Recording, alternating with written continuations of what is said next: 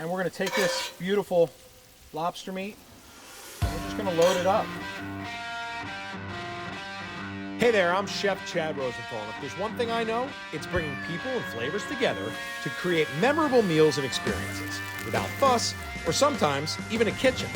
I'm a Philly native fueled by a desire to bring a sense of community to the food I prepare. And now, I'm doing it with AmeriGas propane. You may recognize me from my Philadelphia area restaurants and numerous Food Network appearances, including when I beat Bobby Flay. Join me as I roam the country in Rosey, my faithful old Ford truck. From my backyard to the backwoods, I'll teach you how to make entertaining easy and convenient with AmeriGas propane, no matter where you are. This is Roaming with Rosey, fueled by AmeriGas. So today we have a backyard pool party. We are going to make lobster rolls right here on your propane grill with AmeriGas. It heats your grill, it heats your pool, and it powers your home. So today we're going to teach you how to make a super simple, amazing sandwich. Really simple. It's a Connecticut-style lobster roll. So in Connecticut, they have the warm Connecticut-style lobster roll, which is as simple as a really great split-top bun, butter, fresh lobster meat. I'm talking like fresh lobster meat. We're gonna sear the bun. We're gonna just warm this fresh lobster meat in.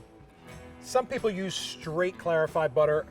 We're gonna use brown butter because I love how nutty and sweet it is. Brown butter is just butter, and you cook it until it gets brown and cut it off, and it just gives that really nutty, sweet flavor. We're gonna finish it with brown butter. I'm actually gonna put a little bit of this brown butter right there in that cast iron skillet, which I love. So this is another simple way to use a cast iron skillet on a propane grill. So what I like to do is, I like to just get a nice sear on the top of the bun, just the top of the bun. I don't like to flip it around too much, hit the bottom of it, it gets soggy, and then your lobster roll breaks apart. So we're just gonna let that sear there. So if you come in here now, you can see this. Look how beautiful this is. I mean, crispy, ow, that's really hot. Crispy brown tops. I mean, that is what makes the lobster roll. I mean, you see how that's seared? Look how beautiful that sear is. While the butter's still hot, I take a little bit of sea salt, that mold-on salt that I love, and I just hit the top of them. So they almost look like little soft pretzels. That's the start of my perfect Connecticut-style lobster roll. All right, this smells absolutely amazing. Check out that brown butter. All right, so again, such a simple dish. Butter, a little bit of salt, nice buns, fresh lobster meat. We're gonna add some lemon, but that's it. In Connecticut, there's no mayo, there's no celery, there's no chives. It is straight up simplicity, which is the way I love to cook. I'm gonna go in this pan with more brown butter, fresh lobster meat, and then we're not cooking this lobster meat. We already steamed this lobster. We just want to warm that lobster up with that butter. And then what we're going to do is we're going to come here and we're going to take this beautiful lobster meat and we're just going to load it up. And that's it. Nothing else on the inside of the bun. A lot of other places like to use mayo.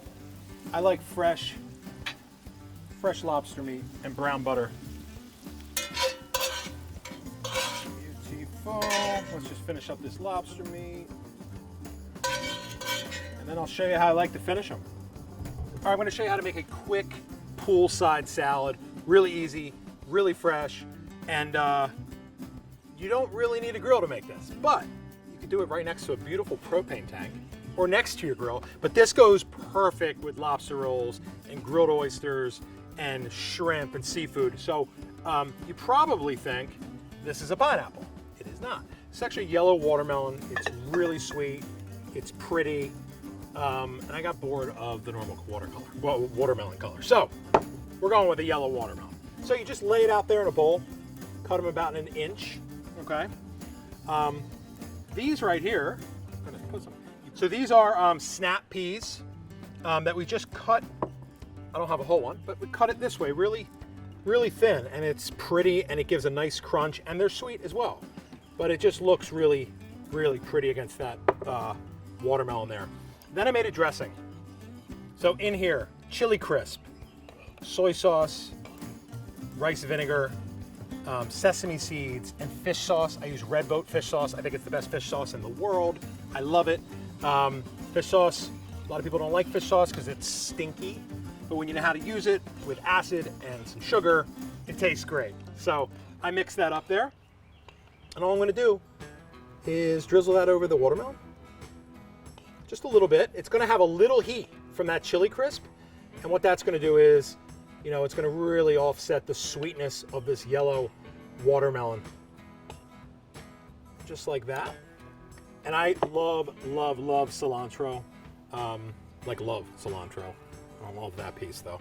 So I like whole sprigs. I actually like the flavor and the bite of a cilantro stem. It's got great flavor. And that is it. Look how simple that salad is. Serve that right next to your lobster rolls and you're ready to go.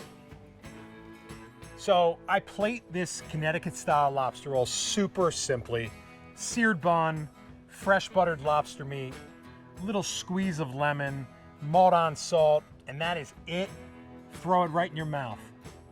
One of my favorite things with lobster rolls, salt and vinegar chips. And it's like, I think salt and vinegar chips are the perfect bite to go with a real buttery lobster roll. It's got that super vinegary acid that cuts the bite, and I love it. So these warm Connecticut-style lobster rolls are just the perfect treat to feed your friends while they're in this beautiful pool warmed by AmeriGas.